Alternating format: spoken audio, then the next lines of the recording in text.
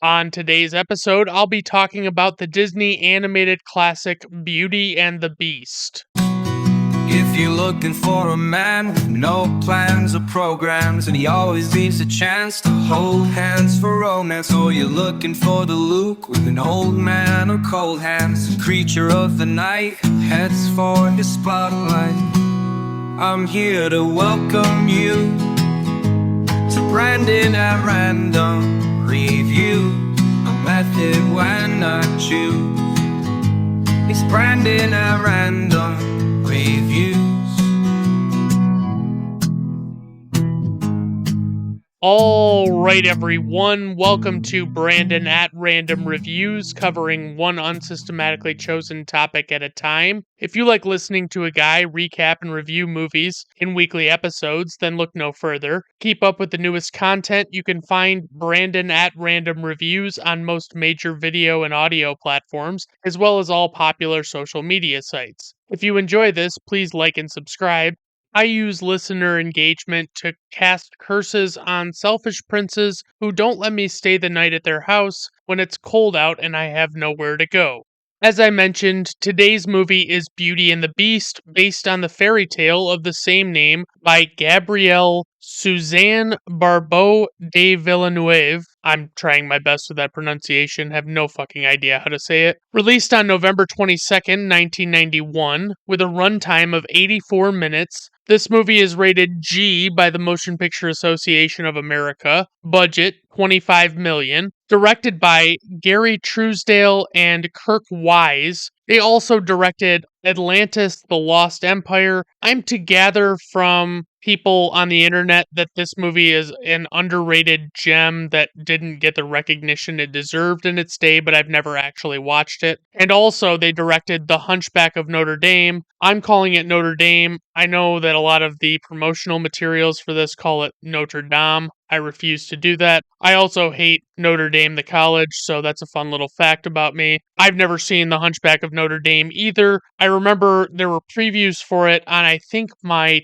Toy Story VHS growing up, or maybe it was The Lion King, I can't remember. But anyway, I never really found it that fascinating of a story. Like, I didn't really think it seemed that appealing, so I was like, meh, I don't really want to watch that. For the writers, there are 14 fucking credited writers on this movie, so I am not going to list any of them and just say, wow, it's an 84-minute movie and you had 14 credited writers. For the composer, we have Alan Menken, who is basically Disney animated royalty when it comes to music. He is amazing. He did The Little Mermaid, spectacular movie and music in that one. Same with Pocahontas and Hercules. Just an incredibly talented man. Although I'll mention later in the trivia that a lot of these, I believe, orchestral compositions were existing compositions that were made by another composer, but I'll mention him later on. For the cast, we have Robbie Benson, who plays Beast. He has a lot of voice acting credits, but mostly just as the Beast. Like, I didn't see a lot that stuck out as like, oh, yeah, that does make sense. He was totally the voice of that character. None of that. Same with Paige O'Hara, who plays Belle. She has a lot of voice acting credits. She has voiced Belle several times since in various things. There are a lot of things that have referenced different Disney movies over the years, and she is usually the person that voices them. Rex Everhart voices Maurice, who is Belle's dad. Richard White voices Gaston. Jesse Cordy voices LeFou, who is Gaston's dim-witted sidekick. Jerry Orbach voices Lumiere, and he was famously in Dirty Dancing. He plays Baby's dad. He's the one that puts Baby in a corner. And also, he was in Law and Order for quite a few years as Detective Lenny Briscoe, and he is iconic in many ways.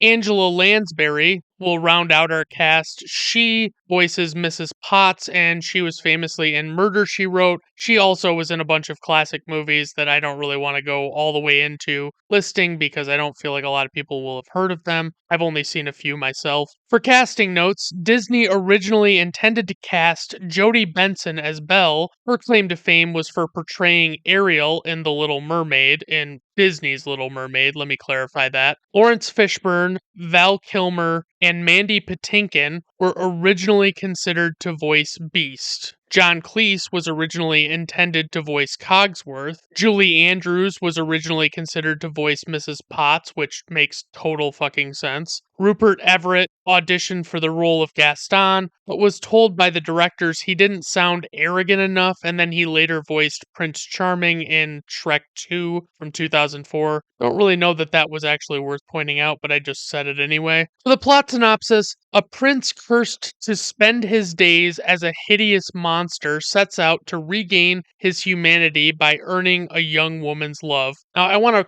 correct that awful synopsis from IMDb because he sets out to do jack shit in this movie. His curse can only be broken by true love, and he has to find that true love by his 21st birthday or the curse becomes permanent. He doesn't actually go out and find love. I want to be 100% clear on that because that is very misleading. For the tagline, the only one I could find that wasn't from a re-release was the most beautiful love story ever told. That might be a stretch. My favorite is one that I have seen on the internet in years since, which is just Once Upon a Time Stockholm Syndrome. And that'll make more sense once I tell you about what happens in this movie. Alright, guys, let's just dive right into the plot of this motherfucking movie. So, this movie starts off in a storybook sort of way, commencing in the woods and then slowly moving toward a massive castle off in the distance. This dude starts narrating about how a prince once lived there and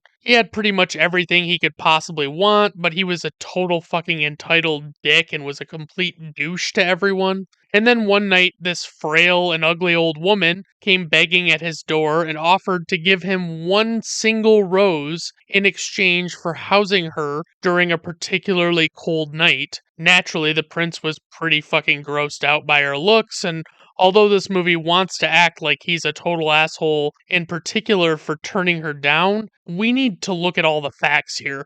If someone came and knocked on your front door one night in the winter with some sort of weird offer of a flower in exchange to sleep in your home for the night, you would rightfully turn that person down. You don't know this woman, and if you let her sleep in your house and you wound up murdered, everyone you know would be snickering about what a dumb fuck you were for doing that after it happened. There were scammers in olden times too, and it's only logical to assume someone like this might not be wholly innocent and honest. But in this story's defense, it does seem like the prince was a real prick about this, which was pretty unnecessary. He could have just turned her away, but he was just a jerk about it. So he he sneered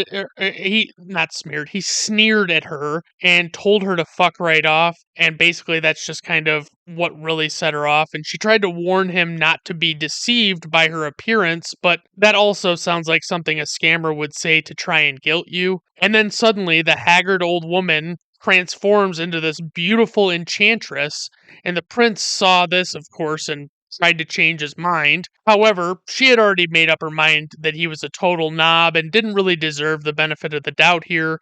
And then, in a move that could only be characterized as an overreaction, this chick straight up transformed the prince into this hideous beast right on the spot. So, this now beastly prince just secluded himself in his castle to live with his curse, and he also had this weird mirror that allowed him to see what was going on in the outside world, but it's not really clear how the mirror actually happened because they don't even say that the enchantress gave it to him, and it's not like she actually told him he had to stay in the castle, so I don't really see why she would have given it to him anyway. But the rose that she had offered was enchanted and basically served as a visual representation of a ticking clock that would occasionally lose its petals starting closer to his 21st birthday, because when the 21st birthday hit, that's when the curse would actually become permanent. And although the odds were not in the prince's favor, she added a backdoor policy that if he could fall in love and then subsequently dupe the woman he fell for into loving him back before he reached that age, it would break the curse.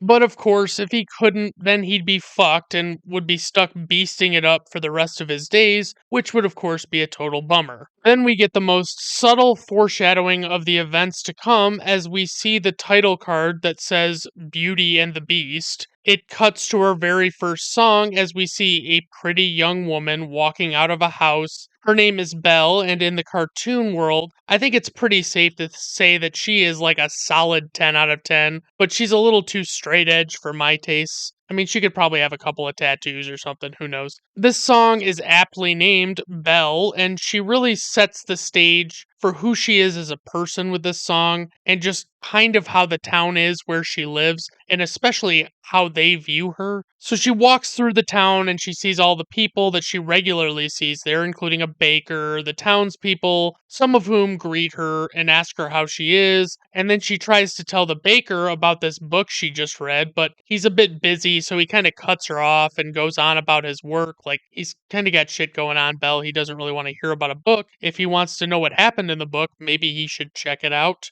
I mean, it's probably a safe assumption. But the people who don't greet her do some very audible shit talking that is totally loud enough for her to hear. And so the basic consensus seems to be that they think she's a bit of an odd duck despite being a slammin' hottie by their own admission. She stops in at the library to return a book, and the librarian lightheartedly roasts her about what a loser she is for having finished the book she just checked out the day before already. Then she asks him if he's gotten any new books in, and it's like, no, girl, it's the 19th century, and we're not just getting new books in like that. Because there's nothing new, she decides to just choose something that is there already, and the librarian points out that what she chose is a book that she's already read twice, and Belle is just a hardcore bookworm, and she just tells him that it's her fucking favorite, bro.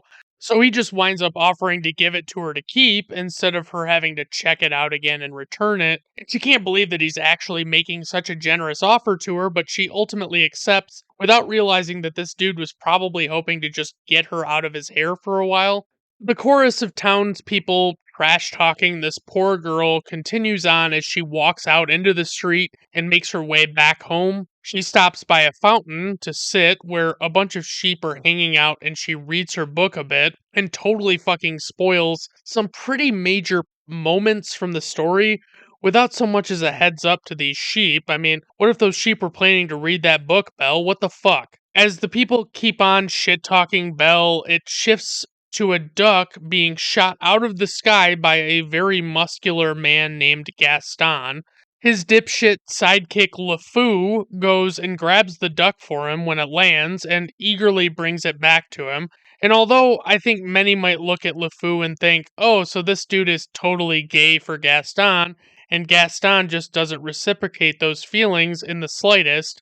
But the truth is, I think LeFou legitimately just idolizes Gaston and or is just continually method wingmanning him at all times to make sure he's always on his game and trying to like talk him up. But regardless, LeFou very openly and persistently talks up Gaston way too fucking much. Gaston motions over toward Belle and remarks about how he wants to make her his wife, and LeFou refers to her as the inventor's daughter.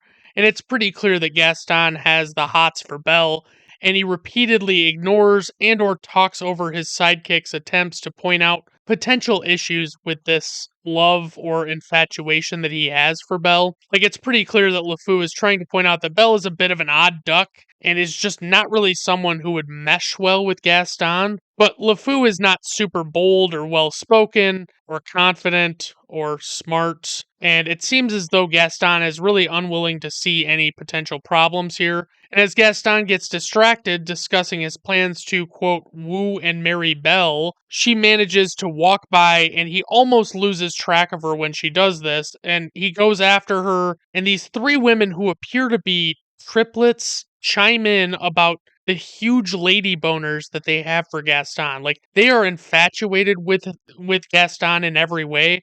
And honestly, these chicks are kind of smoke shows too, and appear to be right up Gaston's alley, but he is too arrogant and he is convinced that Belle is the gal for him, and he just doesn't want to pay them any mind at all. Then ultimately, as a literal crowd has gathered to sing about what a fucking weirdo Belle is, Gaston is forced to climb over buildings to get around them to reach Belle before she gets home, and he finally gets ahead of her and stops her, but he's too much of a thick-headed jerk to realize that the game he is laying on her is not good, especially not for an intelligent girl like her. For example, he takes the book that she's reading out of her hands to get her to pay full attention to him. At one point, he tosses her book, and the only reason that it's not completely ruined is because this is a cartoon and she somehow just wipes the mud off it and it's fine. He tells her, get this, that girls who read books do dangerous things like starting to think for themselves and get other kinds of scary ideas. He tries to tell her that she should really be concerning himself with or should be concerning herself with him, and he offers to show her his trophies, among other things, but she could give two shits. Not that he realizes that. Belle finally struggles away from Gaston and tells him that she doesn't have time to hang out because she has to get home to help her father with something, and LeFou laughs and mocks her old man and calls him a loon, which Gaston actually laughs wholeheartedly at until Belle says not to talk about her father like that, and Gaston just suddenly pretends to give a shit again and chastises LeFou as well. She proclaims that her father is actually a genius, and then right on cue, there's an explosion of some sort that can be seen at her house, presumably caused by her dad. Like all the smoke comes out of the chimney and doors and stuff. Naturally, she rushes home and opens the doors on the side of the house that lead to the cellar, and out billows this cloud of smoke. And as the smoke clears, she makes her way downstairs to find that one of her father's inventions malfunctioned while he was tinkering with it. Of course, she rushes down to make sure that he's okay, and of course he is, even though it wouldn't be out of the realm of possibility for a Disney movie if the dad not only died, but had their demise portrayed on screen like this so early. The only thing that would be more likely is if the lead female character, or the lead character in general, just didn't have a mother, which is also the case in this movie. Despite her father's frustrations as he struggles to make his invention work, she still clearly adores him and has every belief in his ability to succeed. Her dad's name is Maurice, by the way. She tells him that his invention will be ready and functioning in time to win the prize at the fair the following day, and as he goes back to work on the contraption that I guess is an automatic wood chopper of some sort, he asks her about her day, and she mentions getting her book, but also asks him if he thinks that she's really a weirdo like people in town say about her. But obviously, her dad doesn't see her that way, and honestly, she is weird if she's contrasted against the people of that town because those people were questionable at best. But that's about where her oddities stop. Like, she just likes books. Are you fucking with me? That's it? That's the only red flag you've got for her? That's not even a beige flag. That's a green flag. She's fucking reading. She can read. Amazing. Top tier. Maurice is very confident that if his career as an inventor takes off, it will mean that their lives will change drastically. He gives the chopper one more try and it suddenly kicks on and starts running and is actually functioning properly, much to both of their shocks, despite how confident they seem to act leading up to that happening. It's like they acted as though they knew for sure it was going to go fine and everything. And then all of a sudden, when it actually worked, they were like blown away. And it's like, hey, what's that about? He declares all of a sudden that he is off to the fair and just promptly leaves, towing his new invention with a horse. The focus shifts to him on his journey riding the horse. This horse is named Philippe, by the way. They really felt like they needed to give the horse a name because this horse is legitimately like a pretty cool cat. And he's not a cat, he's a horse. I want to be clear about that too. And they're venturing into this dark wooded area, Maurice and Philippe. Of course, because this is a Disney animated movie, this horse emotes more than most of the human characters have thus far. The two of them are quite stressed as they make their way through the woods and night is settling in. And basically, I guess it's just the old man's first time ever going to wherever this fair is because he's quite lost. And of course, the horse's instinct are like its instincts are all so completely correct, and the old man's are completely insane. Like they get to this fork in the road, and there are all these signs saying which way to go to get where, and they're looking to one direction, and the horse really wants to go this way, and it's all bright and nice looking. And the old man looks into this like creepy, dark forbidden forest area, and he's like, oh yeah, let's go this terrifying way, but he forces the horse to go this wrong way, and after a lot of freaking out and commotion, the old man gets bucked off the horse and the horse just scampers away. Then the old man immediately gets hunted by a pack of wolves, and as he runs, he finds the gate to a castle, and spoilers, it's the castle from the beginning, of course. What other castle would it be? He begs for someone to let him in, and he finally gets the gate open and just slams it shut to keep the wolves away. He makes his way up to the castle and it begins to rain, and he just lets himself inside. He promptly finds two sentient talking objects, a candlestick holder and a clock. The candlestick guy is Lumiere and the clock is Cogsworth. Maurice is just fascinated by them because who the fuck wouldn't be fascinated by that? Lumiere encourages Maurice to sit by the fire to dry off, despite Cogsworth saying the master won't like this, and we're kind of being made to believe like we don't know who the master is, but everybody knows it's the beast. As he comes to rest in front of the fire, we meet an ottoman that behaves like a dog. Then we also meet Mrs. Potts, who is a teapot, and she offers him a cup of tea, and the cup itself is her son Chip, who has a piece of himself broken off at the rim, and in no way is it creepy that Maurice begins drinking tea from Chip, and Chip comments on how his mustache tickles, and it is so unsettling. Suddenly, the beast charges in the room and confronts his servants and this stranger, and it seems like the beast is very defensive and assumes the worst of Maurice's intentions, and it really seems like he thinks he came to check out the beast, despite him pleading and saying that he meant no ill will. Maurice just says that he needed a place to stay, and the beast tells him he'll give him a place to stay. So he takes Maurice away to a fucking dungeon. Instead of just like throwing him out, he's like, oh, you know what? Fuck this guy. I want to keep him and have to provide him the shelter he wanted, but in an unpleasant way. And as he's carried away, it cuts to Gaston, who is chilling with LeFou and company, waiting to ambush Belle with a marriage proposal of some sort. He knocks on her door, and she reluctantly lets him in for some reason, and then he just starts spitting game at her, talking about how fucking wonderful he is and how she's meant for him and blah blah blah. He describes their life together and assumes that his vision aligns with Belle's life goals. It kind of reminds me, have you ever noticed how, like, no matter what your political affiliations are, there are people that want to talk politics and there are people that definitely don't. I'm one of the people that doesn't want to talk politics most of the time, but you will notice the people that want to talk politics, they approach every conversation with the preconceived notion that you 100% agree with what they are saying, no matter what. It doesn't matter what they're saying at all. It could be completely off the wall and they could know 95% of people don't agree with them and they still talk to you like, "Oh yeah, they're totally aligned with me. There's no way they're not." So he tells her that they will live at some kind of hunting lodge where his latest kill will roast on the fire while she massages his feet and their children play on the floor with the dogs. And he explains that they will have 6 or 7 boys. And I just want you to envision Gaston for a moment with me. He is a very tall and well dressed person. He has a cleft chin and a very prominent Adam's apple with dark hair that is long and colonial looking, like it's in a ponytail.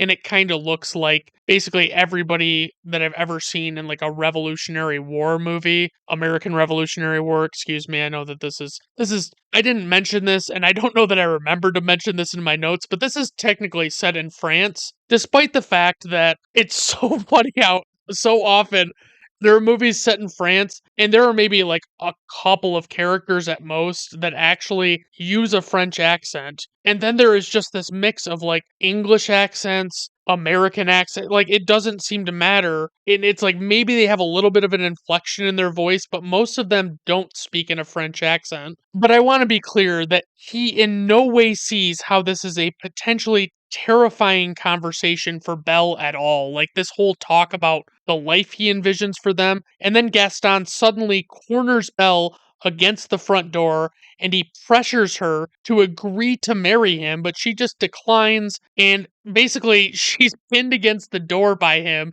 and he's leaning against the door, and she just slyly opens the door, slips out from in front of him, and lets the door open, and he just like falls out in front of the house, and he falls into this small pond outside, and then she throws his boots outside as well because for some reason he was comfortable enough to take them off within like 10 seconds of getting inside. LeFou is such a moron that he has this band that Gaston insisted they bring with them, play wedding music in celebration without recognizing the obvious situation at hand that shows that Gaston did not succeed in his mission to get Belle to agree to marry him. Gaston angrily tells LeFou that he will make Belle his wife, and it kind of seems like he has shifted from his bully slash nuisance arc to his straight up enraged villain arc in this moment. As he goes to regroup, Belle comes outside to sing a song with the same melody as the opening song about how she wants things that are different from what other people want, and she wants them to be more fulfilling than what people seem to expect of her. But she is suddenly interrupted as the horse, Philippe, returns back from the night before without her father, and it's still towing the cart behind him. So she tries to ask the horse what happened, but because of whatever weird Disney rules there are, the horse, despite having this total personality, cannot speak. And so she has to have the horse guide her back to where her father went missing, which is the castle. As she approaches the gate, she asks, "What is this place?" And I'm like, well, I mean, it's just remarkable to me that it seems like nobody in this small nearby village even knows that this massive castle exists so very close to where they live, like they've never even heard of it. And then she heads through the gate without the horse and promptly finds her father's hat laying on the ground. And then it cuts to Cogsworth chastising Lumiere for his decision to welcome Maurice inside the castle, given how much it upset the beast. Belle makes her way to the front door of the castle and then just decides to go ahead and let herself in and enter unannounced, because I guess this family doesn't really know anything about fucking knocking. Chip tries to tell his mother, Mrs. Potts, that he saw a girl in the castle, but she naturally assumes that he's just being a bullshit artist concocting stories that aren't really true, until a sentient feather duster comes and proclaims the same story as Chip, and suddenly I guess it has validity for Mrs. Potts. This is a thing parents do a lot. It's like they don't want to fucking believe anything. I guess the problem is, though, a lot of kids they're a little too off the wall when they're younger, so it kind of makes sense that parents naturally don't believe everything they say. But I want to be clear. I want to say that in this movie, unless I'm mistaken or I missed something, I want to say the only two decently well featured characters that have French accents are Lumiere, the candlestick guy, and this feather duster, who I don't even know has a name for sure. I didn't look it up because honestly, I like for the movie to do that legwork for me, and I don't think it did. So Belle makes her way through this castle with a bit of manipulation by Lumiere and Cogsworth, and she heads upstairs toward the dungeon, and she ends up finding her father. Maurice is surprised to see her and doesn't know how she found him, but he tries to tell her that she needs to fucking leave the castle right the fuck away because there are some bad vibes afoot. Suddenly, the beast confronts Belle and asks her what the hell she's doing there, and it's just, he's a little curious as to why everyone in her family is just so rude, and they just seem like they are completely good with breaking and entering at any given time. She tries to convince the beast that he needs to let her father go because her father is sick, and the cool dungeon is not super good for his complexion, regardless. And honestly, it's said multiple times that Maurice is sick, and I don't really see that coming through in anything he does, but I guess that's just being established here. The Beast explains that Maurice is his prisoner and she really can't do jack shit about that. And then she drops the ultimate trade offer by suggesting that she will take her father's place as his captive. And Maurice knows that this is a shit idea and tries to tell her that she doesn't understand what she's really agreeing to and she needs to get the fuck out of there. The Beast explains to Belle that she will have to agree to stay there forever if he accepts the trade offer. And I mean, he doesn't even have to give up any draft picks. This is the sweetest deal he could possibly ask for. Belle asks the Beast to come out into the light a little bit so she can see him fully. And then when he does, she doesn't even play a little bit cool as she recoils in horror at his appearance. And she almost immediately agrees to the terms of the deal. And as the Beast quickly moves to lock it down, Maurice pleads with her that he has lived his life, basically, and that she has her whole life ahead of her, and that this whole thing is idiotic. Like, Maurice is, he's got probably multiple decades to go, but he has lived a lot more than Belle, who is clearly, like, very young. But Belle don't care. Belle don't give a shit. She just does what she wants. So Maurice attempts to convince the Beast not to do this, and the Beast tells him that Belle is no longer his concern as he throws the old man into this sentient carriage and tells it to take him into the village. Belle watches as her father is taken away and cries from inside of her dungeon, and the Beast ascends the stairs, and Lumiere stops him and tries to convince him to let Belle stay in a more comfortable room since she's probably going to be there a while, and this is pretty reasonable. But he's met with only anger and animosity for this idea. As the Beast approaches Belle in her dungeon, she turns to him and chastises him for not even allowing her to say goodbye to her father, who she assumes she will probably never see again. And yeah, I mean, it was a pretty shitty move by Beast. I mean, he was a little too excited, I think. Beast recognizes what a dick he's been as his facial expression changes, but he doesn't apologize or anything because he's a little too tough for that. A little too unempathetic, I guess. But he still offers to take her to a new room, and she expresses her disbelief as she assumed that she wasn't going to be able to leave the dungeon at any point. As the Beast is carrying Lumiere for light and leading Belle to her room, he is wingmanning the Beast and trying to get him to be nicer to her. And the Beast tells Belle that he hopes that she likes it there and that it's her home now and she's free to go anywhere she wants in the castle except for the West Wing. She tries to ask him what the deal is with the West Wing, but he immediately cuts her off and tells her it's forbidden. As they make it to her room and he opens the door, Lumiere suggests that maybe he invite her to dinner, and the Beast decides that instead of inviting her to dinner, he angrily tells her that they're going to have dinner together and that it's not a request before slamming the door. Belle collapses onto the bed and begins crying, but it's kind of like, girl, you're the only one that got yourself into this, really. I don't know what you really expected here. I mean, sure, Maurice's actions are what got her to the castle, and so she was in that predicament because of him. But she was the one that proposed the trade. Nobody else there was even thinking that that was a possibility. Certainly not a possibility that she would propose. So it cuts back to town where Gaston and LeFou are at a bar, and Gaston is just naturally very upset and feeling down on his luck about not winning Belle over and getting her to agree to marry him. Then LeFou is forced to sing an entire song to Gaston about how great he is and how everyone would want to be him, and every chick totally wants to fuck him, whether they know it or not. And this song is pretty fucking solid. I mean, it's right up there. It's one of the top few songs in this movie. But the song eventually dies down, and Maurice comes into the bar in a panic and tries to explain what has happened to Belle. And honestly, everyone seems very interested in what might have happened. But as soon as he explains that some kind of beast took her, everyone starts just laughing at him because they just think he's full of shit. Maurice pleads with them to help him, but they just keep being dicks to him and asking him more about the beast, like prodding him on to see what dumb shit he'll say next. And he doesn't seem to get that they're making fun of him in this moment. After they throw Maurice out of the bar and into the cold, it's like fucking snowing and shit, Gaston sits in his chair, pondering, and he realizes that even though Maurice isn't 100% up there in the head, like he's got some screws loose, he's Belle's father, and they really should try to help in order to help him win over Belle.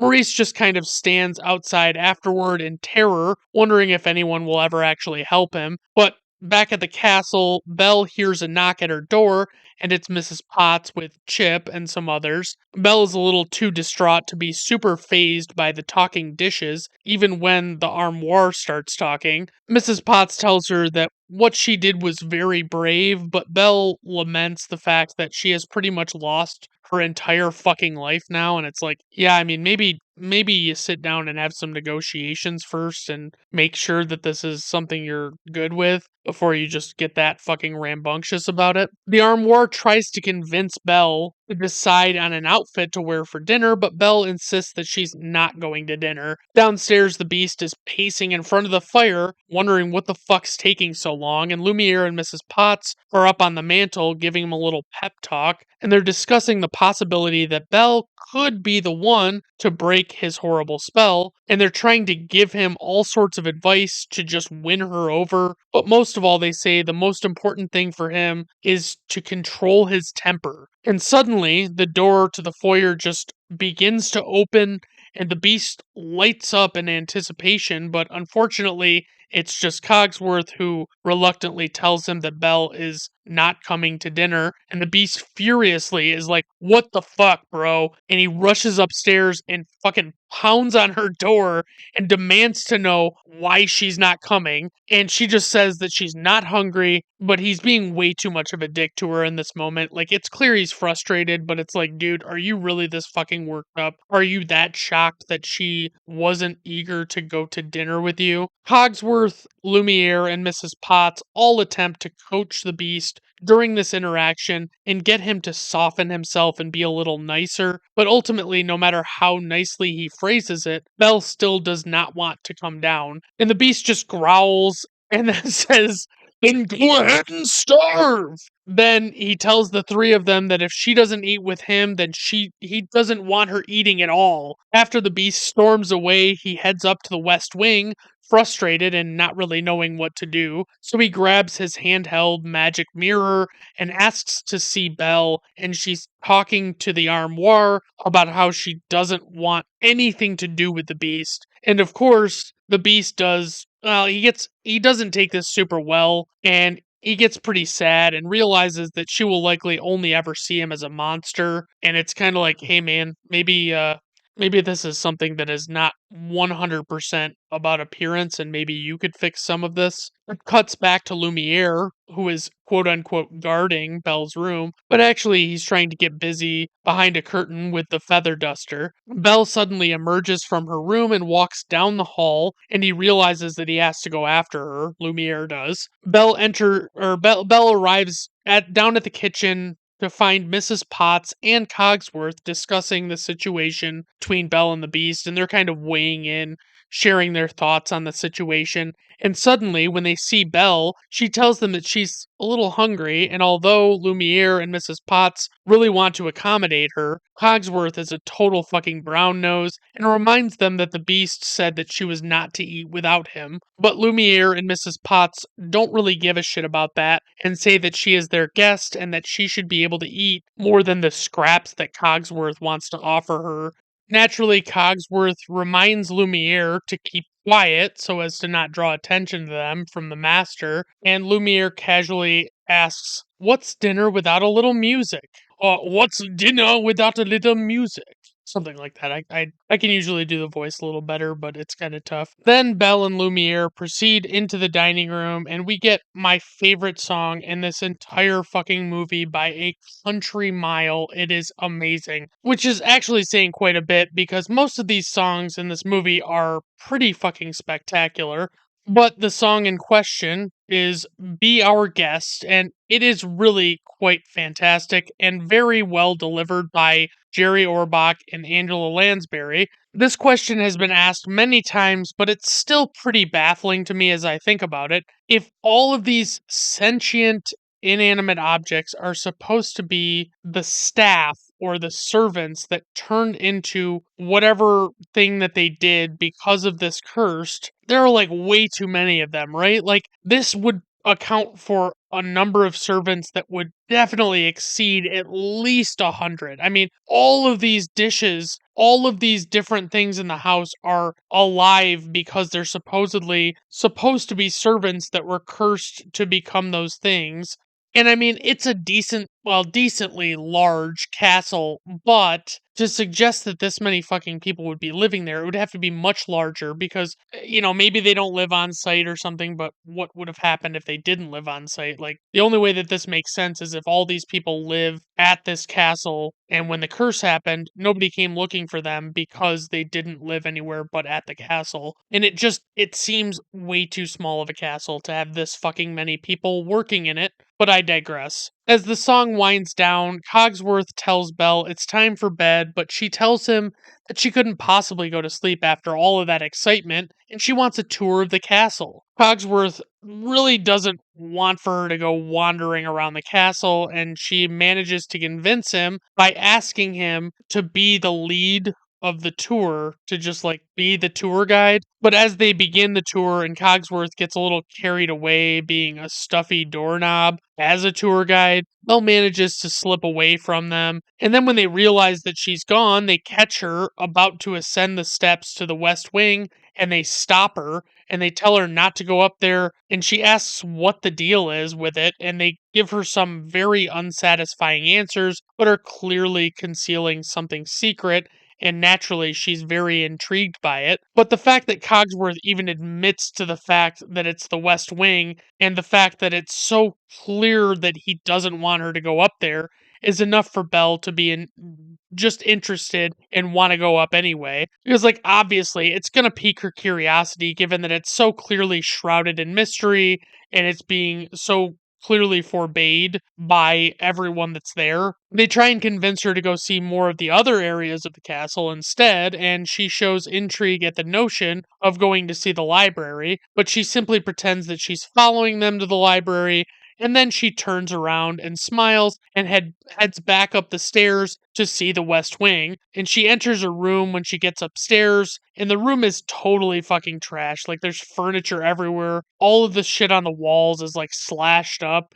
And she can see a painting of someone on the wall, but it's all torn to shreds. And it's pretty clear that this is supposed to be what the Beast looked like when he was a human prince. And then she walks over and sees this enchanted rose that's like glowing under this glass cover, and she looks at it and removes the cover with very little hesitation. Then suddenly a shadow appears and it's the Beast, and he's of course super fucking TO'd about her disobeying his orders to stay away from this area. She tries to tell him that she didn't actually mean any harm, but he's still very angry with her for what she could have accidentally done, and she cowers in fear as he screams at her and tells her to get the fuck out. Then, as she runs off in terror, Beast looks back at the rose and has a sad realization that that he's really just put that much more distance between him and Belle and possibly breaking the curse. And he's clearly made it more difficult for himself to break the curse if he's actually going to be able to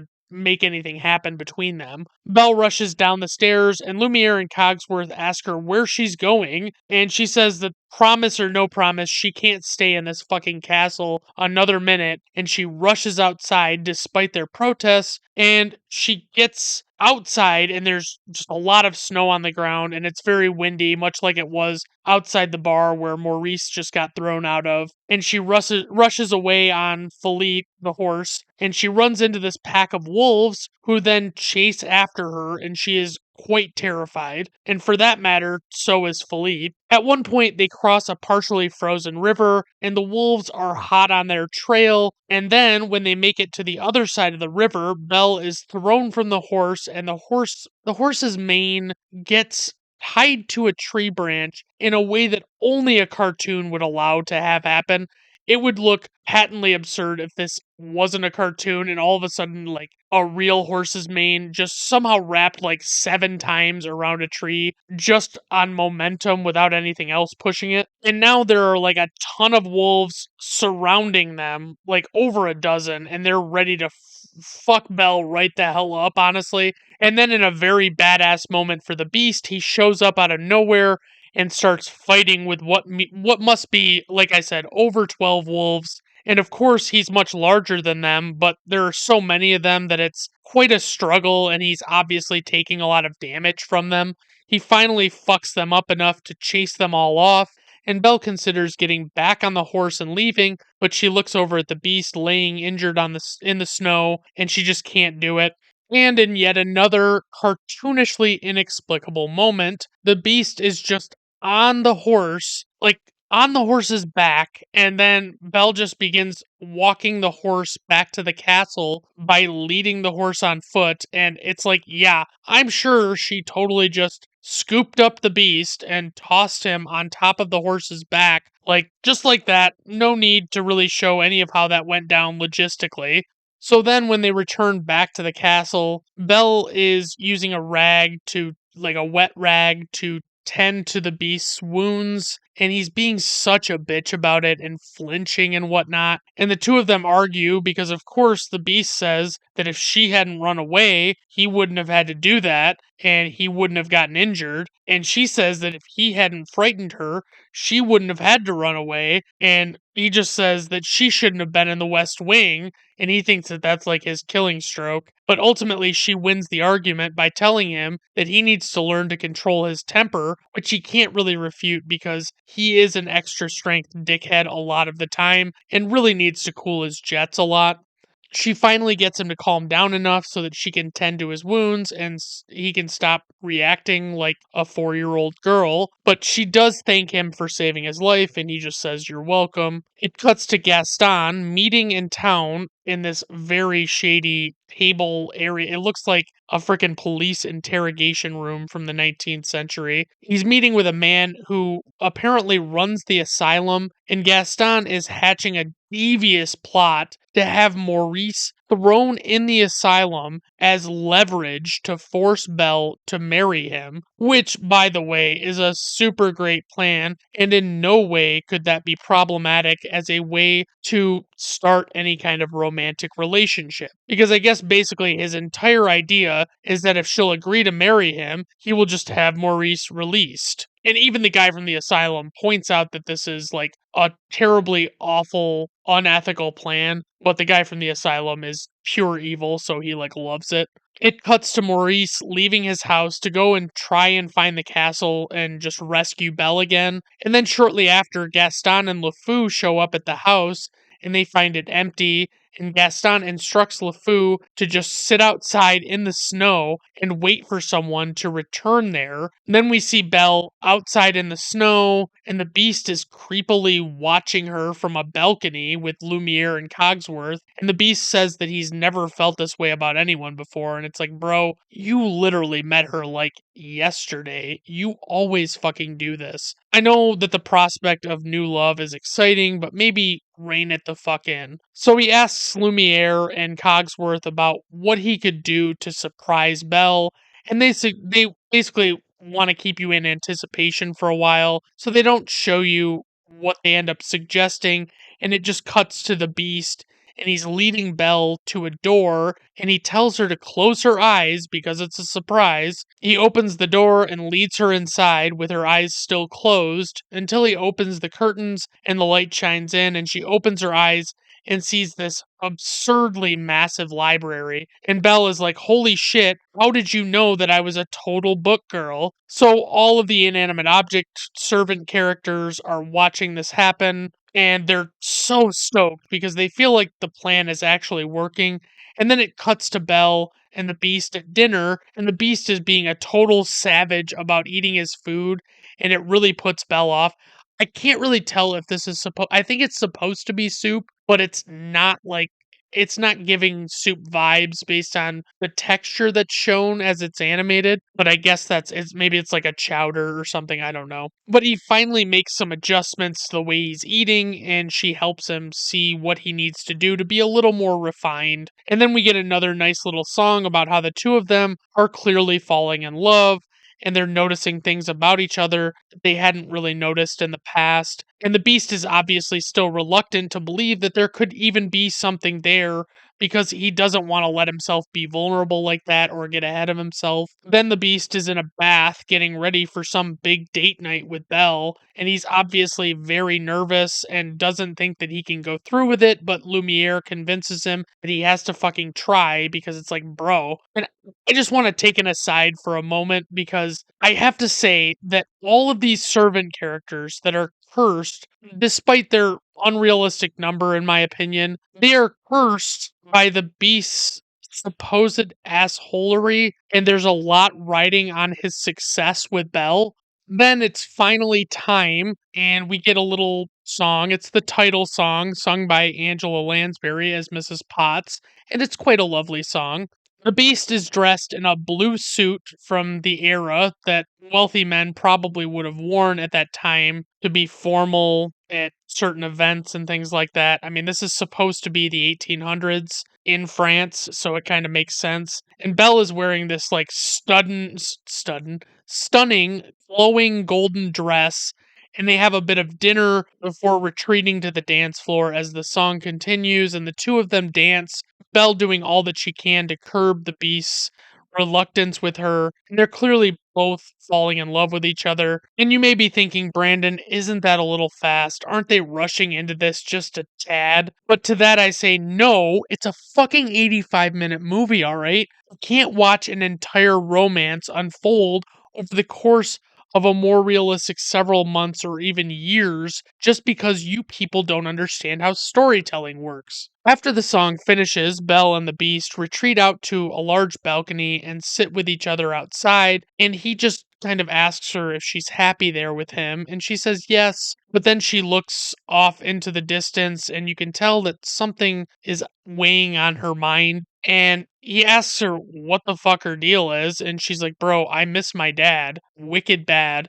And I wish I could just see him one last time. And this gives Beast the idea to show her the magic handheld mirror because it'll allow her to see anything. And when she asks the mirror to see her father, it reveals that her father is somewhere in the middle of nowhere in the woods alone, and he's like struggling. So naturally, Belle is worried, and the Beast reluctantly tells her that she must go to him, even though the Beast knows that this might really fuck him over, and all the servants just are also going to be fucked over potentially in a really bad way. But it's not only like he's just letting her run off to tend to him and then come back. The Beast is actually telling her that she is no longer his prisoner and that she is free. And she's like, no fucking way. Get the fuck out of here, dude. Like, I can't believe that you're actually letting me go. And I'm also kind of like, I can't believe this shit because he gives her the fucking magic mirror so that she can always look back and I guess see him or something. And maybe I'm crazy, but why doesn't he offer to go with her and help her find her father, and then they could both return to the castle to live? I mean, it's not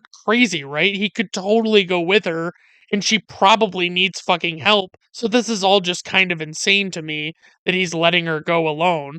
I mean, I get the noble act of setting her free, so to speak, but he could do that and also continue to help her. When he tells Cogsworth that he let her go, this shocks all of the servants and they are in complete disbelief at what the Beast has done. Mrs. Potts points out that this is a sign that the Beast has truly learned to love, and the servants wrongly think that this should mean that the spell is broken, but she points out that Belle has to love him back in order for the spell to truly be broken. Then, as they're talking, Chip rushes off after Belle, hoping to catch up with her, and he's just like hopping along, and I'm like, okay, I don't know that he would set a good enough pace, but whatever. We see Belle rush away from the castle on the horse, and eventually she finds her father. He's laying in the snow, barely clinging to life. And then again, bodybuilder Belle somehow manages to load her very, what's the word? What's a friendly?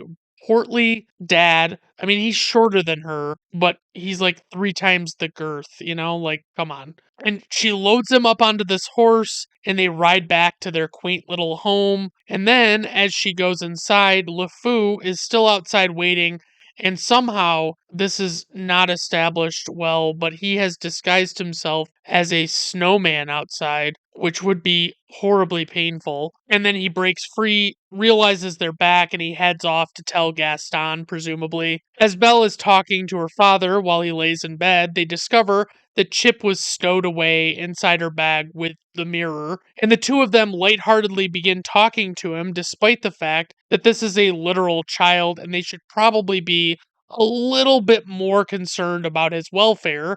Chip asks Belle why she left, and he asks her if she just doesn't like them there anymore. And Belle says, of course that's not it. But when Chip asks her why then, there is this sudden knock at the door, and it's the guy from the asylum, and he tells Belle that he is there to collect her father. And this guy could not be more evil seeming. Like, he is Mr. Burns, but more really haggard and ugly and old looking. And Belle is just baffled by what's going on, and she says that her father is not crazy. He doesn't belong in an asylum.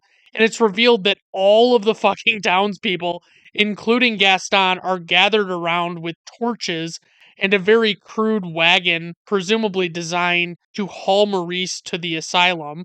LeFou chimes in and laughs that Belle doesn't think her father is crazy because it's just kind of like, he doesn't believe that she could possibly think that because he was totally raving at the bar the other night about some beast. And he asks the old man to describe the beast again. And because Maurice doesn't really realize that they're making fun of him, he says that the beast was 8, maybe even 10 feet tall, and everyone laughs at him. And as they take Maurice away, Gaston comes by to try and comfort Belle, seemingly. I mean, clearly he's got ulterior motives. And he tells her that he might be able to clear up this little misunderstanding, but he ends the thought with an "if you agree to marry me." And Belle is, of course, repulsed by the very notion that Gaston would leverage this incident to force Belle to marry him, and she again declines his proposal. And then she rushes off to get the mirror to show the townspeople the beast and prove that he really does exist, and all of them recoil in horror and ask her if he is dangerous. And Belle says no. And then she starts to talk about how sweet and kind he is, like really fondly. And of course, this disgusts Gaston because he can't believe that she would have any affections for someone like that if she won't show even the slightest interest in him. Gaston says that if he didn't know any better, he would say that she had feelings for this monster. And Belle says that Gaston is the real monster. And I'm like, get him, Belle. But of course, this really just pisses off Gaston, and he probably has more upper body strength than her, to be fair. So Gaston proclaims that Belle is as crazy as her old man, and then he starts to drum up some real propaganda about this beast, given his very limited exposure to him. And he starts singing a song to the townspeople about what a terrifying creature the beast probably is. And honestly, I fucking love the melody of this song. It's so fucking perfect and menacing sounding. Gaston declares that if Belle is not with him, then she's against him. And if she's defending the beast, then she's as crazy as Maurice. So he locks her in the cellar with Maurice. And then he leaves them there, stuck in their house, to prevent her from warning the beast that they're coming. And the townspeople, led by Gaston, just march toward the castle into the night. Then suddenly the servants at the castle can see the townspeople coming. The beast is too melancholic to just react at all. Like he's just so broken. The servants attempt to block the door as the townspeople begin to ram it with a log.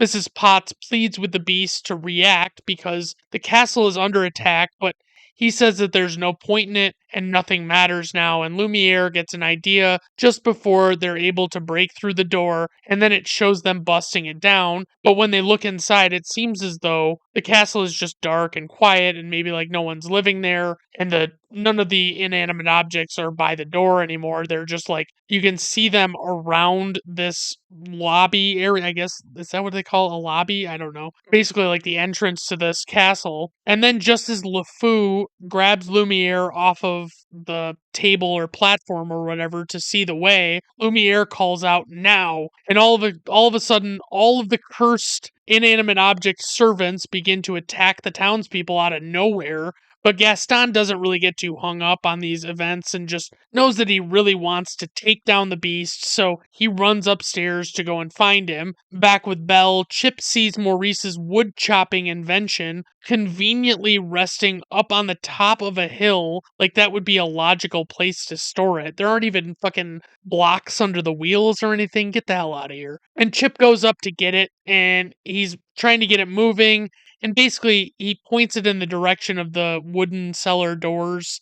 And somehow, despite Chip having absolutely no mechanical expertise, and as I mentioned, being a literal child, he is able to get the invention going, and it begins chopping away as it descends the hill. It chops the doors open and subsequently frees the two captives, and they head off to the castle. I mean, the invention's kind of destroyed, and that was their livelihood, but hopefully the whole castle thing works out. Back at the castle, Mrs. Potts and the teacups are all dumping boiling tea on the townspeople from above. LeFou has Lumiere cornered and is beginning to melt him with a torch, but Cogsworth comes in to save the day by sliding down the stairs, like on the railing, with a pair of scissors pointed in front of him, and he stabs LeFou in the ass. And I know a lot of you want to know, like, Brandon, wasn't that super painful, and wouldn't that have been a pretty graphic moment? But no, LeFou just leapt up in the air and yelled really loudly, and that was kind of the end of it. After checking several doors upstairs, Gaston finally finds the one that the beast is inside of. Gaston steps inside and sees the beast, who looks up at him somberly and doesn't really say a word to him, but Gaston pulls back his bow and lets loose an arrow right into the beast's back, and Beast cries out in pain, and the two of them fight, and they're basically crashing out onto the balcony area in the rain. And honestly, the weather is all over the fucking place in this final act, but whatever. It's just something I noticed, especially given that it's like only over the course of like a few days, it seems.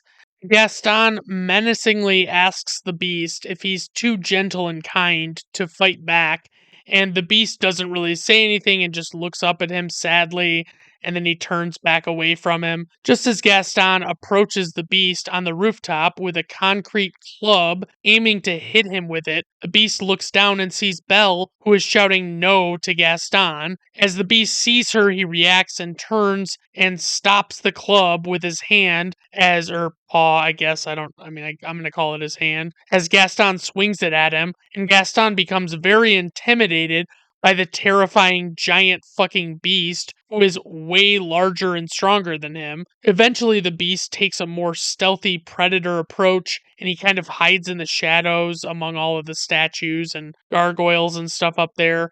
Gaston begins trash talking with the beast, trying to get him to come out and fight him. Finally, the beast grabs a hold of Gaston and dangles him over a ledge, and Gaston begins pleading with him that he'll do anything to prevent the beast from killing him. But as the beast stares at him angrily, he realizes he doesn't really want to kill Gaston, and he just puts him down and he just says, "Get out." Belle calls out to the beast, and the beast looks over to see Belle up on a balcony, reaching down to him. It's not really clear how she actually got there. It seems like she probably would have gone through a more logical location. But I don't know. I mean, she could have come through, they could have fallen farther down from the balcony they came out of, and maybe that's where she came out. I don't know. But as the beast reaches up for her hand and grabs it, Gaston comes up from behind and stabs the beast in the back with a knife. And as the beast reacts to the stabbing, Gaston loses his footing and balance, and suddenly he falls backwards and off the roof and all the way down to his death.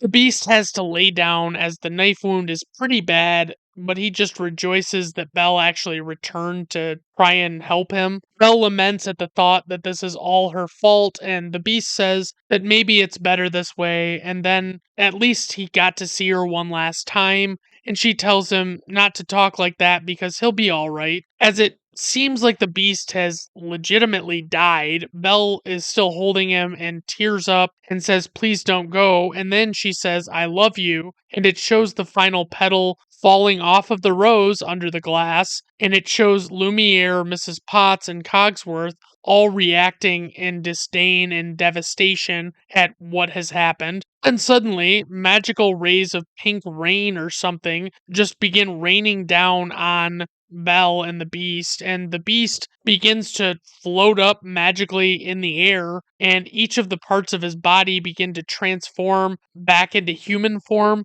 But as the beast lands back on the ground, he's transformed completely back into the human prince he once was. But he kind of has to tell Belle that it's him. It's like she doesn't really believe it's the beast. And as she looks into his eyes for a bit, she realizes that it really is him, even though I kind of find it funny because no one in this movie ever actually explicitly explained to Belle what was going on with this curse. Like, okay, do you understand what I mean? She wasn't here for the beginning part of the story where we find out how the beast came to be, and no one ever said to her, hey, so we're like all like this because the prince caused all of us to get cursed and take on these weird forms. I mean, Belle mentioned that the castle was enchanted and that she figured that out on her own, but it would be a bold leap for her to have put together the rest of it for herself. So it's just like she fell for this beast who she didn't even know was going to possibly become human ever, and she loved him anyway, and I think that's really beautiful. But I guess maybe because she could see that painting where she found the rose, that maybe she could have put something together, but I'm not really sure about that. Then suddenly, all of the servants come out to greet them, and one by one, Lumiere, Cogsworth, Mrs. Potts, the Ottoman dog, and Chip all transform back into their original forms. And I gotta say, I'm not trying to shame anyone here or judge, but Mrs. Potts seems way too old for her being young enough to have a son that is as young as Chip. Like, he's gotta be 5 years old or less, maybe. And she has like white gray hair and she just looks like an old woman. And I don't know if they realized how old she was going to look. Anyway, well, she also sounds old just because I associate Angela Lansbury's voice with old people, but that's just, what it is. Lumiere and Cogsworth argue over who said that Belle would be the one to break the curse first, and they kind of get into a little argument fight type thing. And the title song begins playing again as Belle and the prince begin dancing, and this massive crowd of servants is gathered around them that still cannot really be explained. It's just like, why did you have so fucking many servants? It's just wild. And then we roll credits. All right, so trivia for this movie.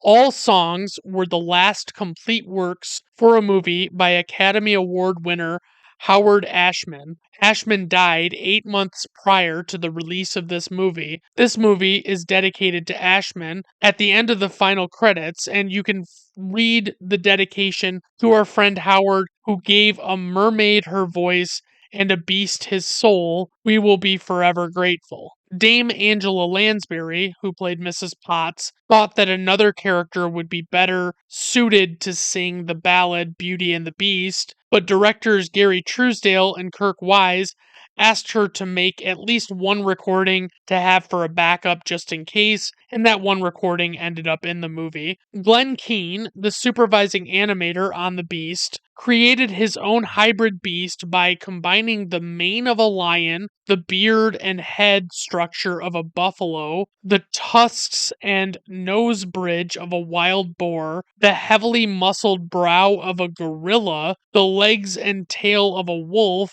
and the big and bulky body of a bear. He also has blue eyes, the one physical feature that does not change whether he is a beast or a human. The majority of the sculptures seen in the castle are different earlier versions of the beast, like different mock ups basically. Many scenes were storyboarded but were never animated. These include a scene where Gaston visits the asylum and a scene where the beast is seen dragging the carcass of an animal he killed. Can't believe that didn't make it into this Disney movie. Both were considered too gruesome for this movie, and the ideas were dropped. However, the animal's skeleton can be seen through, or like just barely, I guess. I don't remember when this supposedly happened, but it's heavily in shadows and it's in the corner of the West Wing. So it's kind of like not really pointed out that well.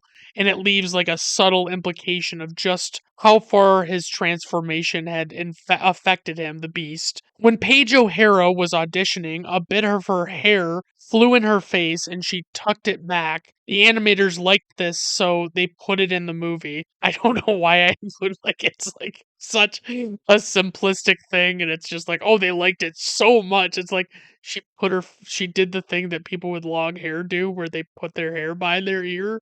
Okay, and Gabrielle Suzanne Barbeau de Villeneuve, The Story of Beauty and the Beast, the original version of the tale, the prince was not turned into a beast for being selfish and unloving, but because he refused to marry his evil fairy godmother. Likewise, Beauty's challenge in understanding the beast was not his volatile temperament, but his stupidity, for in beast form he could not express himself intelligently. It is.